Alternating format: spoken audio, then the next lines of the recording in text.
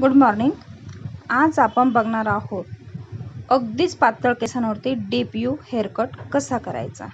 सर्वप्रथम मिडलला भांग पाडून घ्यायचा आहे आणि एक साईडचे केस समोर घ्यायचे, कोंबमध्ये क्रॉस पकडायचे आहे। व्हिडिओमध्ये तुम्ही बघू शकता कशा पद्धतीने पकडलेले आहे आणि ते कट करायचे। त्याच प्रकारे दुसऱ्या साईडचे ही केस विंचरून घ्यायचे, कोंबमध्ये क्रॉस पकडायचे आणि व्हिडिओमध्ये बघा कशा पद्धतीने पकडले आहेत आणि ते आता कट करत आहोत। अशा पद्धतीने जर तुम्ही हेअरकट केला तर तो खूप छान होतो आणि अगदी सोपाही जातो।